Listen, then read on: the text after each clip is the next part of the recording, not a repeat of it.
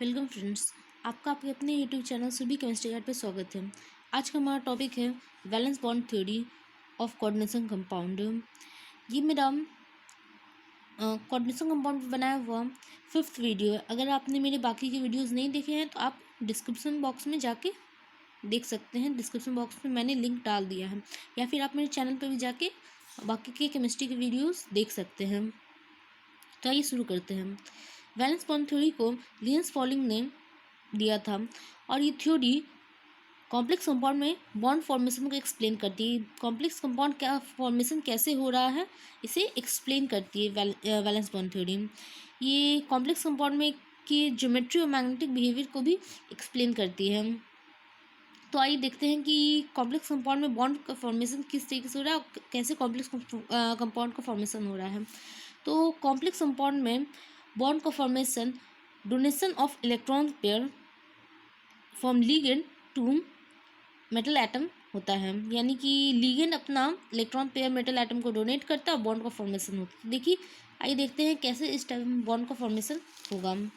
तो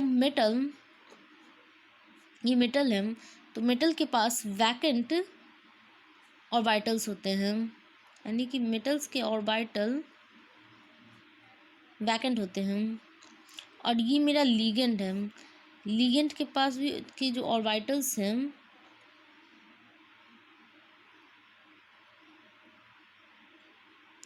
लिगेंड के orbitals field होते हैं। तो ये हमारा हो गया मेटल का वैकेंट ऑर्बिटल और ये हो गया मेरा लिगेंड का फिल्ड ऑर्बिटल। तो ये दोनों जो हमारा मेटल और लिगेंड है, ये लिगेंड अपना loan pair of electron metal को डोनेट करता है। तो यहाँ पे एक बॉन्ड का फॉर्मेशन होता है इस डोनेशन के कारण।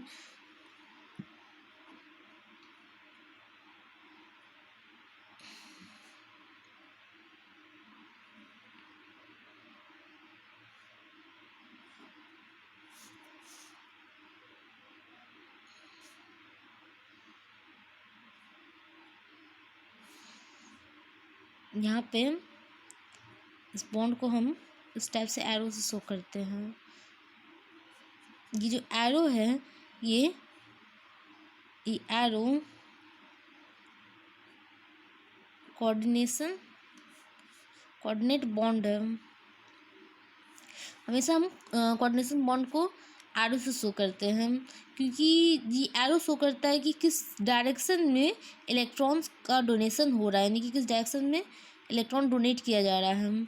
तो हमारा जो मेटल एटम था उसके मेटल एटम के पास हाइब्रिड वैकेंट ऑर्बिटल्स होते हैं। ये जो ऑर्बिटल हैं मेटल एटम के, ये ये जो ऑर्बिटल हैं ये हाइब्रिड ऑर्बिटल हैं। ये हाइब्रिड ऑर्बिटल मेटल का लिगेंड से जो के पास जो फील्ड ऑर्बिटल उससे इलेक्ट्रॉन पेयर लेता है और बॉन्ड को फॉर्मेशन करता है। कोऑर्डिनेशन बॉन्ड को हमेशा हम एरो से शो करते हैं और ये एरो डायरेक्शन शो करता है किस साइड किस डायरेक्शन में इलेक्ट्रॉन का डोनेशन हो रहा है। तो आइए देखते हैं postulates of valence bond theory. ये तुम्हारा हो गया bond formation in coordination compound, किस टाइप से बॉन्ड का फॉर्मेशन हो रहा है। हम देखते हैं postulates. Main postulates of this theory are: first, metal atom or ion in the complex has a number of empty orbital which can accommodate electron donated by ligand to form coordination bond। जैसे कि मैंने explain किया कि metal atom के पास hybrid vacant orbitals होते हैं और ligand के पास फील्ड ऑर्बिटल्स होते हैं। लिगेंड अपना लोन पेयर ऑफ इलेक्ट्रॉन यानी कि इलेक्ट्रॉन पेयर मेटल को डोनेट करता है, जिससे बॉन्ड का फॉर्मेशन होता है, जिस बॉन्ड को हम कोऑर्डिनेशन बॉन्ड कहते हैं। तो एग्जांपल हो गया क्रोमियम 3+। क्रोमियम 3+ के पास 3d 4s and 4p vacant orbitals होते हैं। तो क्रोमियम 3+ मेरा एग्जांपल हो गया।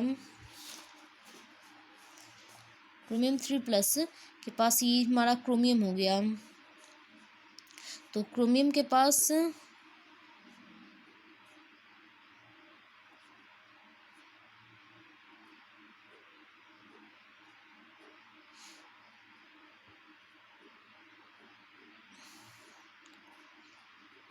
4s,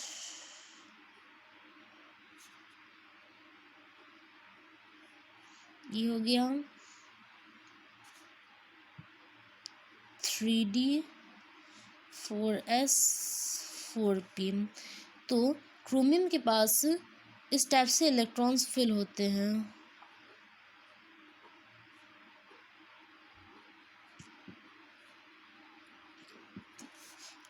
अब क्रोमियम 3+ के पास इसके हम बात करें क्रोमियम 3+ की, तो ये 3 इलेक्ट्रॉन्स ये इसके पास अनफिल्ड होगा, यानी कि 3 इलेक्ट्रॉन्स कम जाएगा। इस टाइप से इसका इलेक्ट्रॉनिक कॉन्फ़िगरेशन हो जाएगा।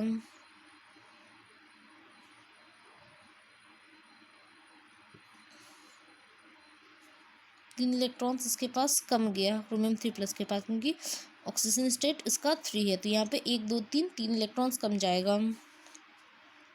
तो ये यहाँ पे बोल रहा है कि क्रोमियम 3+ के पास 3d 4s और 4p वैकेंट ऑर्बिटल होते हैं, यानी कि इसके पास टोटल कितने वैकेंट ऑर्बिटल्स हुए? 3 4 5 6 6 वैकेंट ऑर्बिटल्स हो गए इसके पास क्रोमियम 3+ के पास।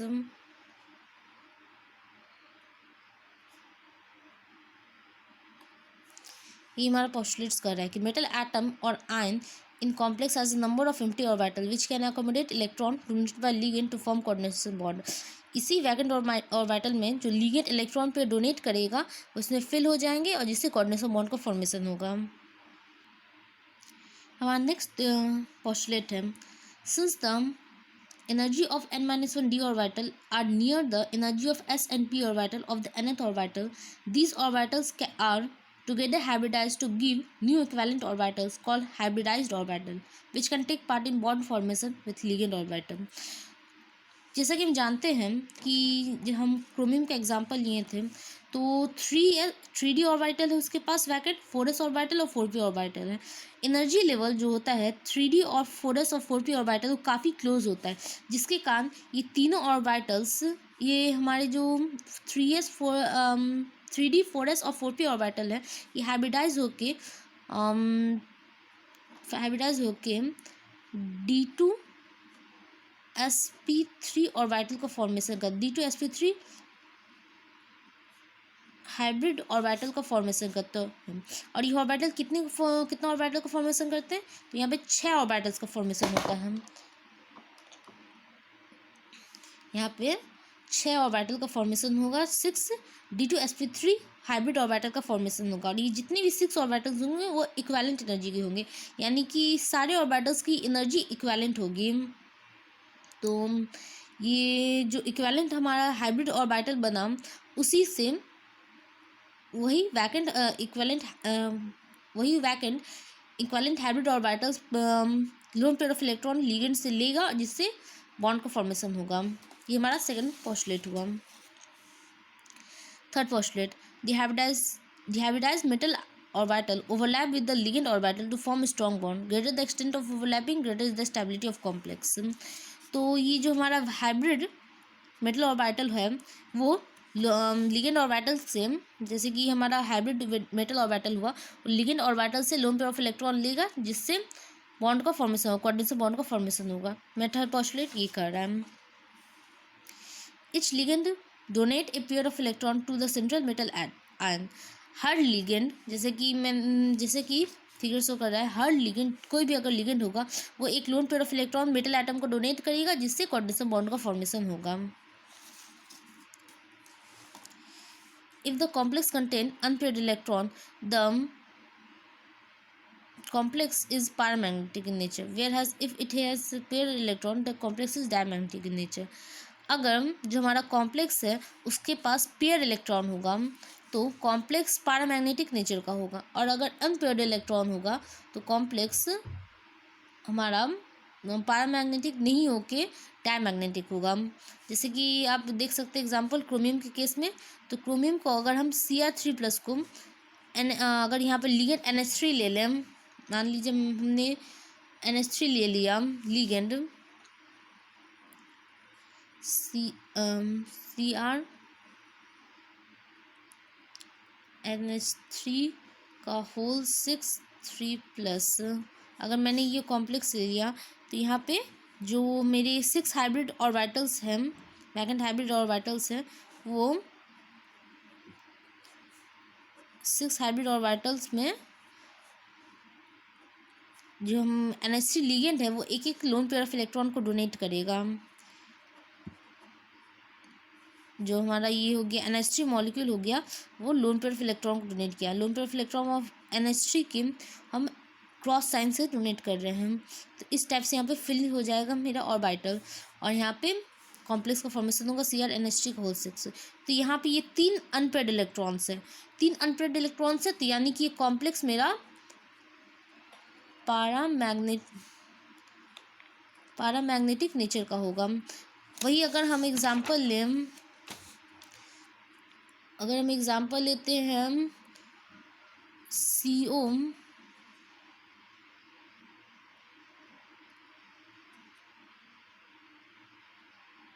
अगर मैं वही एग्जांपल लें CO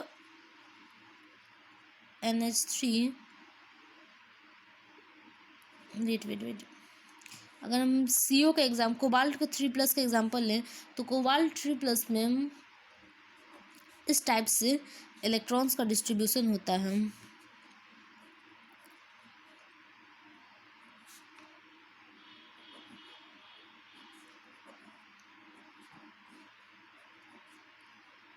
ये हो गया 3D 4S 4P कोबाल्ट 3+। तो कोबाल्ट 3+ के पास इस टाइप से इलेक्ट्रॉन का फिलिंग रहता है, डिस्ट्रीब्यूशन। तो यहाँ पे अगर हम एग्जांपल ले लिगेंड को, हम सेम लिगेंड ले रहे हैं NH3, यहाँ पे हम सेम NH3 लिगेंड ले रहे हैं, NH3 का होल 6 3+। तो यहाँ पे इस टाइप से मतलब कि जो 3D ऑर्बिटल को वैकेंट करने के लिए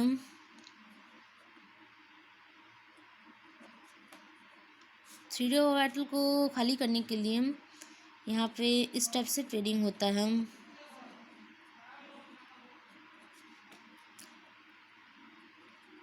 ये जो एक यहाँ पे 3D ऑर्बिटल है वो यहाँ आके मतलब कि फिल्ड हो जाएगा।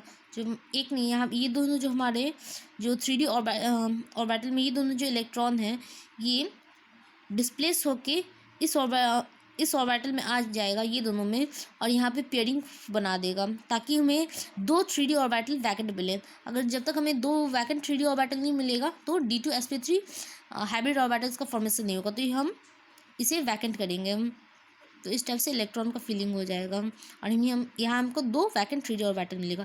अब ये दो वैकेंट 3D ऑर्बिटल, एक 4s ऑर्बिटल और 3 4p ऑर्बिटल मिलके D2sp3 हाइब्रिड ऑर्बिटल का फॉर्मेशन करेगा।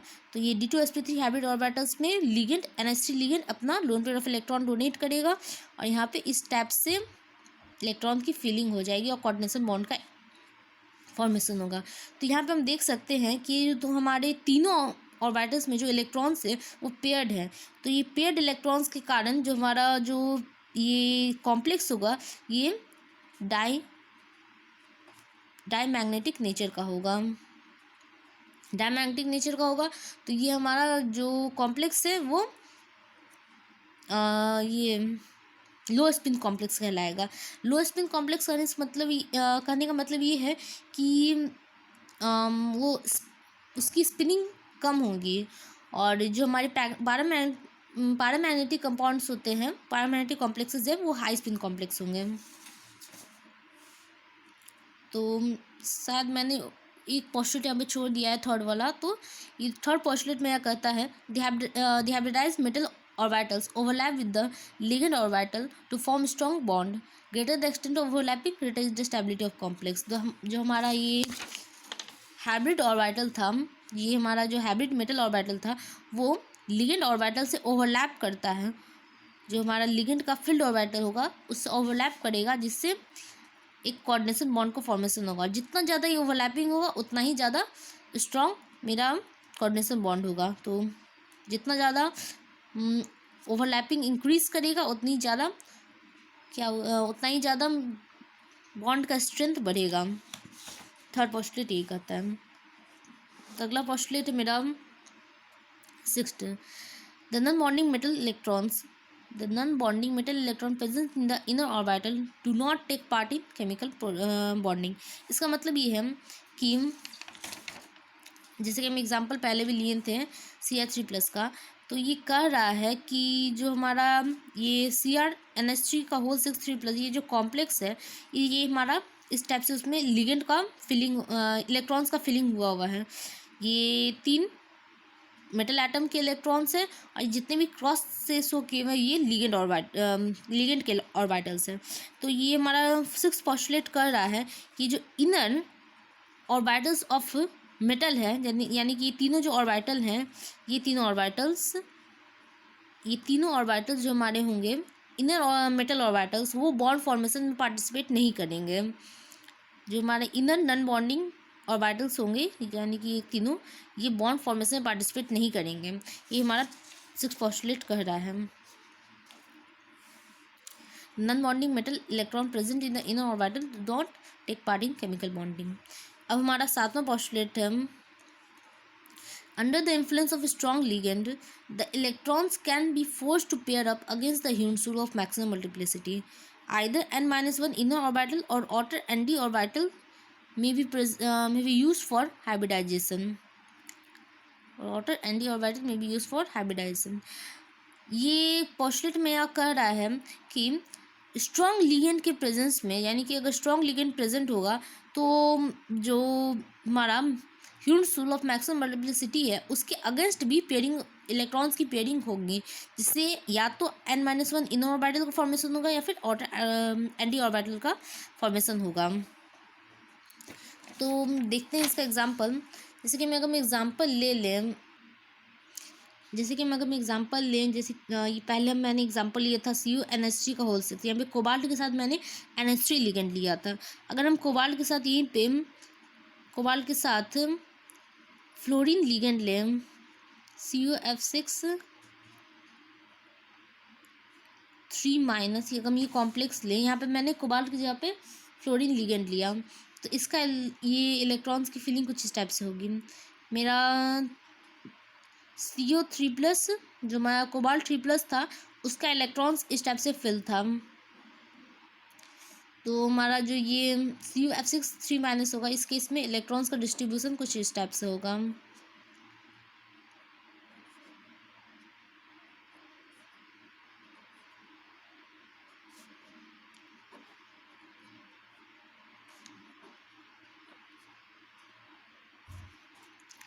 तो ये 3d ऑर्बिटल हो गया 4s 4p, तो इसमें इलेक्ट्रॉन्स की जो हमारा है वो पेयर अप इस टाइप से नहीं होगा, मतलब कि हमारा यहाँ पे इलेक्ट्रॉन्स, ये दोनों इलेक्ट्रॉन है, ये यहाँ पे आके पेयरिंग नहीं करके ये ऐसे ही रह जाएगा, क्योंकि ये हमारा जो ये कॉम्प्लेक्स है वो पैरामैग्नेटिक नेचर का है। एक्सपेरिमेंटली ये देखा गया है कि CuF6 3- जो कॉम्प्लेक्स है वो पैरामैग्नेटिक नेचर का है, तो यहाँ पे पेयरिंग नहीं होके, ये कॉम्प्लेक्स पेयरिंग नहीं करके ये ऐसे ही रह जाएगा। और यहाँ पे एक हमारा 4d ऑर्बिटल आ जाएगा, जिससे साथ हाइब्रिडाइजेशन हो जाएगा। यहाँ पे एक 4d ऑर्बिटल आ गया, तो यहाँ पे ये हमारा 4s ऑर्बिटल था, ये हमारा 4p ऑर्बिटल था, तो एक 4s 3 4p और 2 4d ऑर्बिटल मिलके यहाँ पे मेरा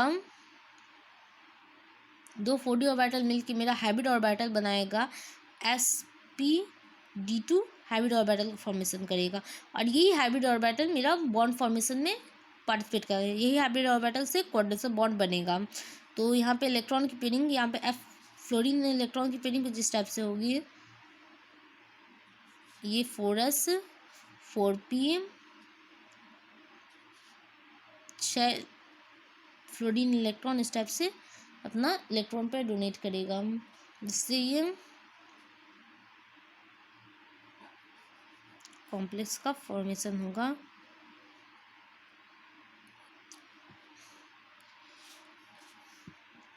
कॉम्प्लेक्स का फॉर्मेशन होगा CuF6 3 का।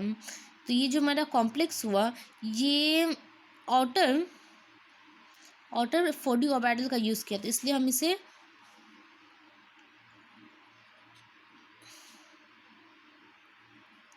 आउटर ऑर्बिटल कॉम्प्लेक्स कहेंगे, आउटर ऑर्बिटल कॉम्प्लेक्स कहेंगे। और ये जो हमारा कॉम्प्लेक्स होगा ये पैरामैग्नेटिक नेचर का होगा। और वही जो मेरा पहला वाला जो एग्जांपल था जिसमें मैंने NH3 को लिगेंड लिया था, ये कॉम्प्लेक्स इनर 4d ऑर्बिटल का यूज़ किया, इसलिए हम इसे